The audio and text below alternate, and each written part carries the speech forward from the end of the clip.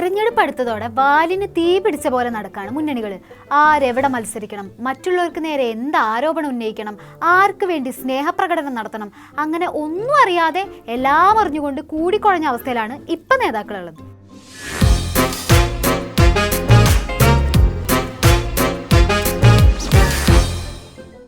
സുധാകരൻജി കണ്ണൂർ മത്സരിക്കുമല്ലോ, അതാണ് ഇപ്പം എല്ലാവർക്കും അറിയേണ്ടത്.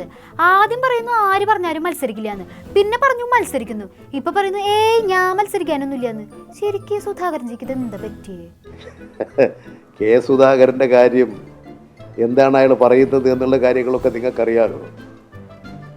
അതുകൊണ്ട് എന്തും പറയാം, എന്തും ചെയ്യാം. അതൊരു കോൺഗ്രസ് ആ തരത്തിലാണ്. ഹൈ, അതെന്താണ് ഇപ്പം അങ്ങനെ ഒരു പറച്ചില്? സതീശ് ചേട്ടൻ്റെ അടുത്ത് സഹോദര സ്നേഹം കാണിച്ചോണ്ടല്ലേ നിങ്ങൾക്ക് ഈ കളിയാക്കല്? നമുക്കെല്ലാം മനസ്സിലാവണ്ടിട്ടാ.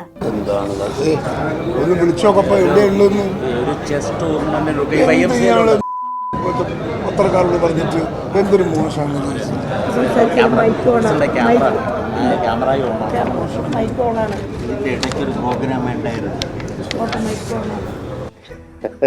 കെ സുധാകരൻ്റെ കാര്യം എന്താണ് അയാൾ പറയുന്നത് എന്നുള്ള കാര്യങ്ങളൊക്കെ നിങ്ങൾക്കറിയാമല്ലോ.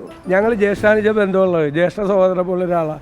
അത് പോരാഞ്ഞിട്ട് മുരളീധരേട്ടൻ പറഞ്ഞല്ലോ, ഒന്നുമില്ലെങ്കിൽ അത് മൈ ഡിയർ സതീശൻ എന്ന് വിളിച്ചതായിരിക്കാം, അല്ലെങ്കിൽ തമിഴിലൊരു വാക്കാവാൻ ഉദ്ദേശിച്ചത്. അതോടെ ആ ചാപ്റ്റർ ക്ലോസ് ആണ് കേട്ടോ. ഇനി അതും പറഞ്ഞ് ഈ തെരഞ്ഞെടുപ്പിന്റെ സമയത്ത് ഞങ്ങളുടെ സുധാകരൻജിനെ ക്രൂശിക്കാൻ നിൽക്കണ്ട. ആ പാവം തെരഞ്ഞെടുപ്പിൽ മത്സരിക്കണോ വേണ്ടോ എന്ന് കൺഫ്യൂഷൻ ആയിട്ട് നിൽക്കുകയാണ്. അപ്പോഴാണ് ഓരോ പരിഹാസം കൊണ്ട് വരുന്നത്. കണ്ണൂർ സീറ്റ് വന്നപ്പോൾ അത് ലീഗിന് കൊടുക്കേണ്ടി വരും എന്നൊരു അഭിപ്രായം ഉയർന്നു വന്നപ്പോൾ സുധാകരൻ മത്സരിക്കുന്നു, നിലവിലുള്ള എം പിമാർ മത്സരിക്കുന്നു എന്ന നിലപാട് സ്വീകരിച്ച് അവരെ പുറത്താക്കി. അവരുടെ 2 സീറ്റ് പ്രഖ്യാപിക്കുന്നവരെ കാത്തു നിന്നു. അതിൽ ഒതുക്കി വെക്കുകയാണ്. ഇത് മുസ്ലിം ലീഗിൻ്റെ പിന്നിൽ അണിനിരുന്ന ബഹുജനങ്ങൾ ആലോചിക്കണം, മുസ്ലിം ലീഗ് ആലോചിക്കണം. ഇങ്ങനെ ഒരു ആശ്രയ ജീവിതം വേണോ? ആശ്രയിച്ചൊരു പാർട്ടിക്ക് എത്ര കാലം നിലനിന്ന് പോകാൻ കഴിയും എന്ന് ലീഗ് ചിന്തിക്കുന്നത് അവർക്ക് നല്ലതാണ്. ഓഹോ, അപ്പൊ അങ്ങനെയാണല്ലേ കാര്യങ്ങള്.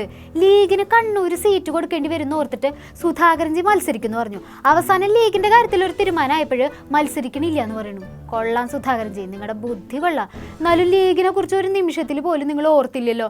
ആരൊക്കെ കയ്യും കലാശവും കാട്ടി വിളിച്ചിട്ടും ഒരിടത്തേക്കും പോവാണ്ട് അവർ നിന്നത് നിങ്ങളുടെ കൂടെ അല്ലേ? എന്നിട്ട് അവരോട് ഈ ചതി വേണ്ടായിരുന്നു സുധാകരൻജി.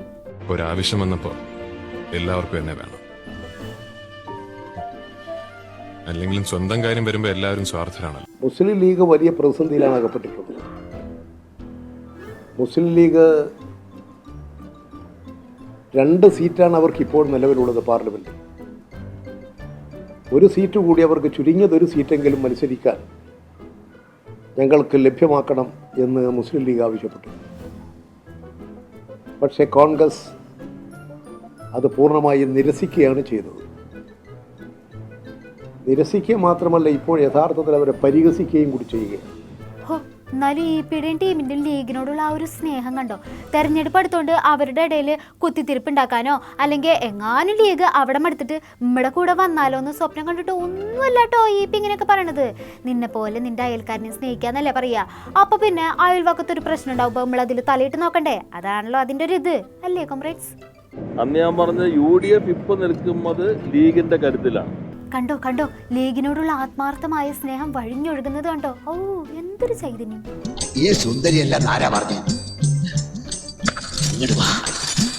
അതെ, മറ്റുള്ളവരുടെ കാര്യത്തിൽ എപ്പോഴും ഇങ്ങനെ തലയിടാണ്ട് ഇടയ്ക്കൊക്കെ സ്വന്തം കാര്യം കൂടെ പറയണത് നല്ലതായിരിക്കും കേട്ടോ. കേരളത്തിലെ എല്ലാ പ്രദേശങ്ങളിലും ഇടതുപക്ഷ മുന്നണിയുടെ പ്രവർത്തകന്മാർ സജീവമായി തെരഞ്ഞെടുപ്പ് പ്രവർത്തനങ്ങളിൽ ഏർപ്പെട്ടിരിക്കുകയാണ്. വലിയ പ്രതീക്ഷയാണ് ഇടതുപക്ഷ മുന്നണിക്കുള്ളത്. ജനങ്ങൾ ഇടതുപക്ഷ മുന്നണിയെ 2 കൈയും നീട്ടി സ്വീകരിക്കുന്ന പൊതു അനുഭവങ്ങളാണ് കേരളത്തിലുടനീളം കാണുന്നത്. അതെ അതെ, 2 കൈയും നീട്ടി സ്വീകരിച്ചത് കഴിഞ്ഞ പാർലമെന്റ് തെരഞ്ഞെടുപ്പിൽ നമ്മൾ കണ്ടതാണല്ലോ. അന്ന് കനലൊരു തരിയെങ്കിലും ഉണ്ടായത് നന്നായി, അല്ലെങ്കിൽ നമ്മൾ എന്ത് പറഞ്ഞു പിടിച്ചെന്നെ തരിയൊന്ന് ആളി കത്തിക്കാൻ വേണ്ടി ഇങ്ങനെ വോട്ട് ചോദിച്ചാൽ പോരാട്ടോ ഉഷാറാവുന്നത്. അപ്പോഴല്ലേ വോട്ടൊക്കെ ഇങ്ങോട്ട് പോരുള്ളൂ. അതുകൊണ്ട് കേരളത്തെ രക്ഷപ്പെടുത്താൻ, ഇടതുപക്ഷ ജനാധിപത്യ പ്രസ്ഥാനത്തെ ശക്തിപ്പെടുത്താൻ കോൺഗ്രസ്സുകാർ ഞങ്ങളോടൊപ്പം സഹകരിക്കുക. അവർക്ക് ഇന്ന് ഇന്ത്യൻ ദേശീയ രാഷ്ട്രീയത്തിൽ നിർവഹിക്കാനുള്ളത് BJP RSS സംഘപരിവാറിനെ പരാജയപ്പെടുത്തി ഇന്ത്യയിൽ ഇന്ത്യ മുന്നണിക്ക് കരുത്തും ശക്തിയും പകരാൻ കേരളത്തിലെ ജനാധിപത്യവാദികളായ കോൺഗ്രസ്സുകാർ ഇടതുപക്ഷത്തിന് വോട്ട് ചെയ്യുക, ഇടതുപക്ഷത്തെ വിജയിപ്പിക്കുക.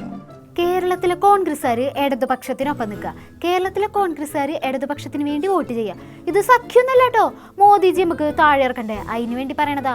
പുതുപ്പള്ളിയിലെ ഉപതെരഞ്ഞെടുപ്പ് സമയത്ത് മറ്റ് പാർട്ടിക്കാർ സ്ഥാനാർത്ഥിനെ നിർത്തരുതെന്ന് സുധാകരൻജി പറഞ്ഞപ്പോൾ അന്ന് എല്ലാവരും കൂടെ സുധാകരൻജിനെ ഏറി കയറ്റി. കോൺഗ്രസ്സുകാരെ ഇടതുപക്ഷത്തിന് വോട്ട് ചെയ്യാൻ EP പറഞ്ഞപ്പോൾ അത് ആഹാ കൊള്ളാലോ കളി. നിന്റെ തലയ്ക്ക് വല്ല അസുഖമുണ്ടോ? ഇല്ല. പിന്നെ എന്താ ഇതിന്റെ അർത്ഥം? ഇനിയിപ്പോൾ സുധാകരൻജി മത്സരിക്കണില്ല എന്ന് തന്നെ വിചാരിക്കുക, അപ്പൊ കോൺഗ്രസിൽ പ്രതിസന്ധി ഉണ്ടാവോ? അല്ല, കരുത്തനായ പറ്റിയൊരു സ്ഥാനാർത്ഥിനെ കിട്ടണ്ടേ നമുക്ക്? UDF മത്സരിക്കാൻ ആളൊക്കെ ഉണ്ടല്ലോ പാർട്ടിക്കകത്ത്, അതൊന്നും പ്രശ്നമൊന്നുമില്ല. അതിപ്പോ ആരാ മുരളീധരൻജി? കണ്ണൂരിലൊക്കെ ഇടതുപക്ഷത്തു നിന്ന് സ്ഥാനാർത്ഥി ആയിരിക്കുന്നത് ആരാന്ന് കണ്ടല്ലോ അല്ലേ? അപ്പൊ നമുക്ക് എതിരാളിയായിട്ട് ആരിറക്കാൻ പറ്റും? അതിന് മുമ്പ് തന്നെ തീരുമാനം ഉണ്ടാക്കാനും പാർട്ടി സ്ഥാനാർത്ഥികൾ ഇപ്പോൾ ഏതാണ്ട് CPIയുടെ ഓരോ സ്ഥലത്തുനിന്നും കണ്ടുപിടിക്കേണ്ട ആവശ്യമില്ലല്ലോ. ഞങ്ങളിപ്പോൾ കുറച്ച് പേര് ഉണ്ടല്ലോ. CPIയുടെ ഓരോ സ്ഥലത്തുനിന്നും കണ്ടുപിടിക്കേണ്ട ആവശ്യമില്ലല്ലോ. ഞങ്ങളിപ്പോൾ കുറച്ച് പേര് ഉണ്ടല്ലോ. ഓ അങ്ങനെ ഇത്രയും പരിചയവും കഴിവുള്ള മുരളീധരൻ ഇവിടെ ഉണ്ട് കേട്ടോ. മൂപ്പര് എവിടേക്ക് വേണമെങ്കിലും പരിഗണിക്കാവുന്നതാണെന്നാണ് പുള്ളി തന്നെ തുറന്നു പറഞ്ഞേക്കുന്നത്. സുധാകരൻജിയെ പോലെ ശക്തനായ ഒരു സ്ഥാനാർത്ഥി നമുക്കും വേണമല്ലോ. അറിയാലോ, CPIന്റെ ജില്ലാ സെക്രട്ടറിയാണ് അപ്പുറത്തുള്ളത്. സുധാകരൻ ശക്തനായിട്ടുള്ള സ്ഥാനാർത്ഥി തന്നെയാണ്. പിന്നെ MV ജയരാജനെ തോൽപ്പിക്കാൻ അല്പം ശക്തി കുറഞ്ഞ സ്ഥാനാർത്ഥിയാണെങ്കിലും കുഴപ്പമില്ല, അത് കുറെ കൂടെ എളുപ്പമാണ്.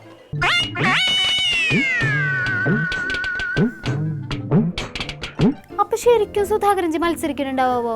സുധാകരന് മത്സരിക്കുന്നില്ല എന്നാണ് തീരുമാനം ഇതുവരെ അദ്ദേഹം പറഞ്ഞിരുന്നത്. പിന്നീടാണ് മത്സരിക്കാൻ തീരുമാനിച്ചത്. ഏതായാലും ഇപ്പോഴധികം തീരുമാനം എടുത്തിട്ടുള്ളത് മത്സരരംഗത്ത് മാറി പാർട്ടിക്ക് വേണ്ടി പ്രവർത്തിക്കാനാണ്, UDFന് വേണ്ടി. ഇനി BJPയുടെ കാര്യം, അവിടെയും സ്ഥാനാർത്ഥികളുടെ കാര്യത്തിൽ തീരുമാനമാവാണ്ട് നിൽക്കണല്ലോ. പാവമ്മയുടെ PC ജോർജ് പത്തനംതിട്ടയിൽ കണ്ണു വെച്ച് നിൽക്കുന്നത് നിങ്ങളാരും കാണുന്നില്ലേ ജിമാരെ?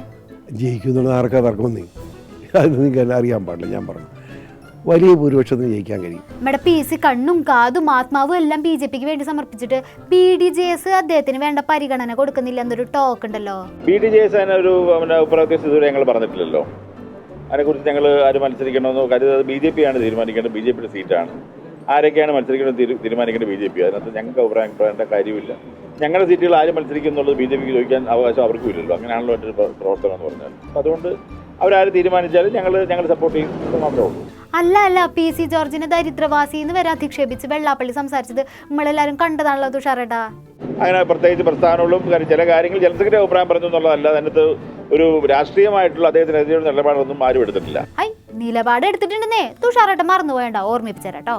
അവസരം പോലെ ഓരോരുത്തരും ഉപയോഗിക്കുകയും പ്രയോഗിക്കുകയും തള്ളുകയും കൊള്ളുകയും ചെയ്യുന്ന PC ജോർജിന്റെ നിർവികെട്ട രാഷ്ട്രീയം കേരളം കണ്ടതാണ്. അല്ല, അദ്ദേഹം രാഷ്ട്രീയ അദ്ദേഹത്തിന് അഭിപ്രായം പറഞ്ഞു, അല്ലാതെ അവിടെ പോയിട്ട് അദ്ദേഹത്തെ സപ്പോർട്ട് ചെയ്യുമെന്നോ ഉപദ്രവിക്കുമെന്നോ അദ്ദേഹം പറഞ്ഞിട്ടില്ല. PC ജോർജിനെ ഈ കേരളത്തിൽ ഒരു മനുഷ്യരും വിശ്വസിക്കില്ല. അദ്ദേഹത്തിന് വോട്ട് ചെയ്യാനായിട്ട് ആരും തയ്യാറാകില്ല.